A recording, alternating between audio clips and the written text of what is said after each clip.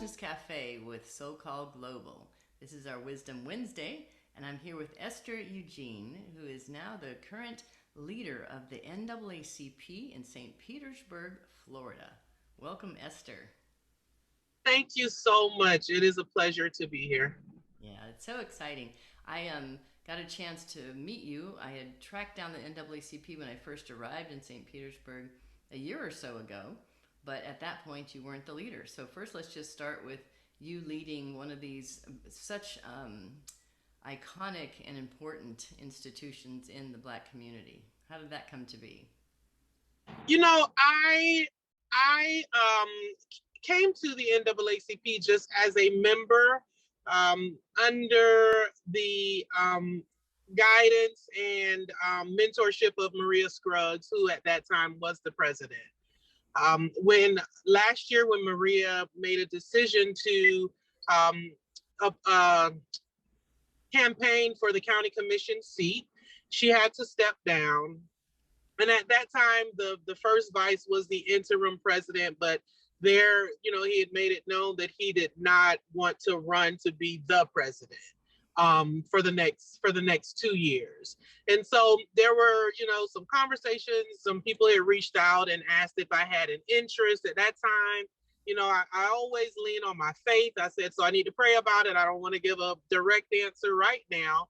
And then I felt that I received my answer and submitted my name to run as the president, and ran unopposed. And in November, was elected and was sworn in January 1. January 1 of 2021, auspicious time. Yes, coming right out of our, somewhat out of our pandemic setting, because I think your events were some of the first things that I attended in person. You might have done more than that, but you had these events for the neighborhood. Can you say something about those circles that I attended? Absolutely. So I always like to precipice the concept of the community conversations came from my brother, who is currently incarcerated and serving 12 years in prison. I've been having over the course of the uproar and the violence in our city, I've been having conversations with him, just kind of saying, why do you think it's going on? What do we need to do? What can I do? And one of the things that he said to me one day was, sis, remember how mom and the neighborhood moms used to meet at the clothesline and talk about what are we going to do about Esther, or what are we going to do about John? And then when they walked away from that clothesline, they had ideas of how they were going to handle whether it was their kid or the neighbor's kid or etc. And so my brother Yazur said, sis, why don't you do something like a clothesline conversation? And I said, y'all, we don't have clotheslines anymore. Very seldom will you see one. And he said, know the concept. So I put some thoughts to it, and I said, so taking that, look at it in the fashion of a neighborhood. What does a neighborhood conversation look like? Well, to me, when I think of a neighborhood, I think of you're sitting outside at a cookout, you may be in a circle surrounded by lawn chairs and you're having a conversation. Well, why not have that in the street? That same concept. So I reached out to Chief Holloway. I explained to him that I wanted to really talk to the people that typically don't have their voice heard. And I wanted it to look like this. And I put the concept. I want to be able to put chairs in a circle, invite them out of their homes, and just really converse with them. And he said, I'm all in. And this is what I can do. I can get the officers to block off the roads, and we can get the city Parks and Rec to provide chairs and water. And let's just chop it up. And really, that's exactly what happened. I partnered with Dr. LaDonna Butler of the Well, and her team facilitated the conversations. There's importance in ensuring that guidance in conversations Yes, is clear. yes. That's the foundation.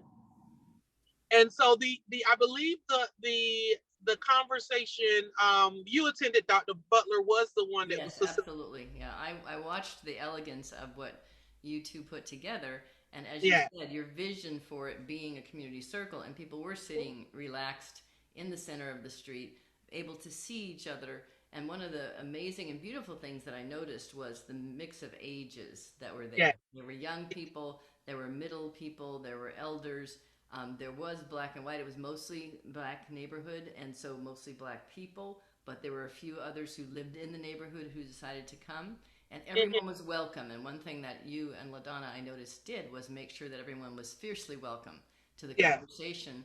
And there was an intention to include and to make sure that every voice was heard. So it was really an important conversation. I noticed that one of the candidates for mayor was there, at every single one, taking notes, to make sure he understood what the issues were. And so many poignant moments, but I'll just mention one.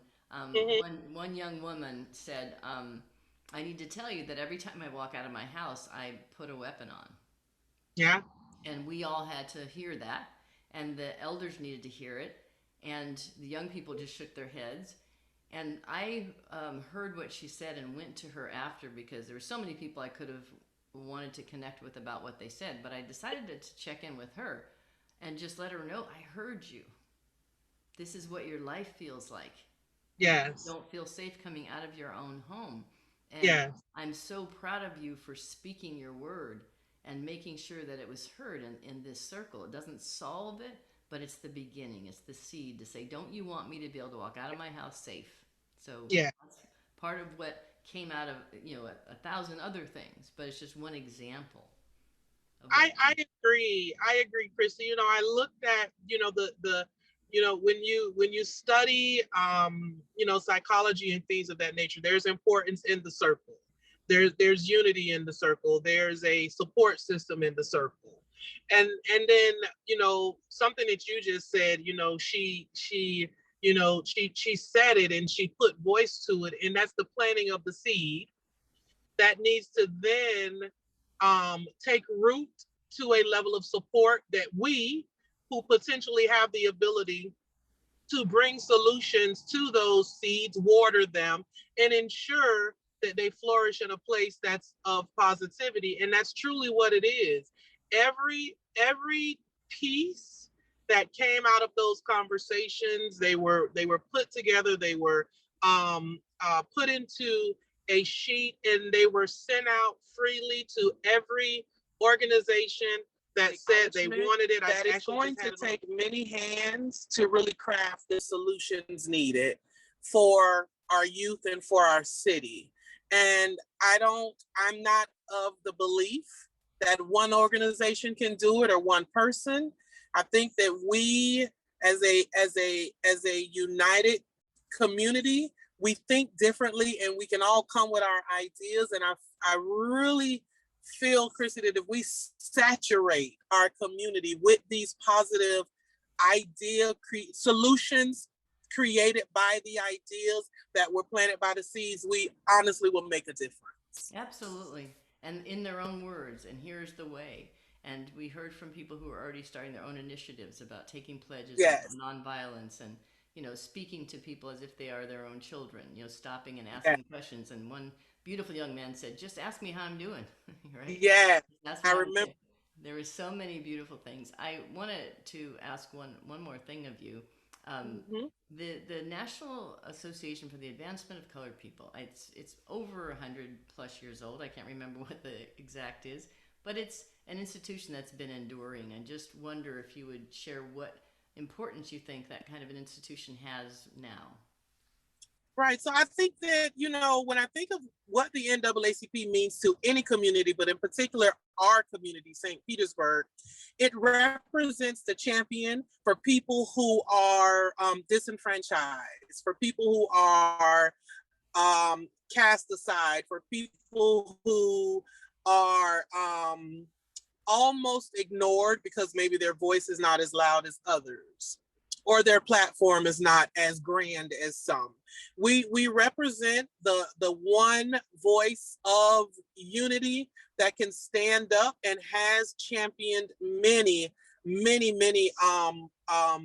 issues within various communities to ensure that equity and true transparent collaboration is seen for those who are marginalized. And so the NAACP for me is like, and I said this to someone and they laughed. They never thought of it like this, but this is how my brain works, Christy. The NAACP is the mom, and the mom, her sole purpose is to protect and fiercely fight for her babies. And that's what the NAACP is. We will protect and fight to the very end until we recognize and see and can acknowledge that there's equity across all platforms for everybody. Absolutely. Beautiful. Well, I'm so grateful for your leadership and for your work, and I hope to be more and more part of it. And so thank you so much for taking the time and Thank again, you. get back on the road and back to whatever is next on your schedule. But we're so glad that you stopped in to see us.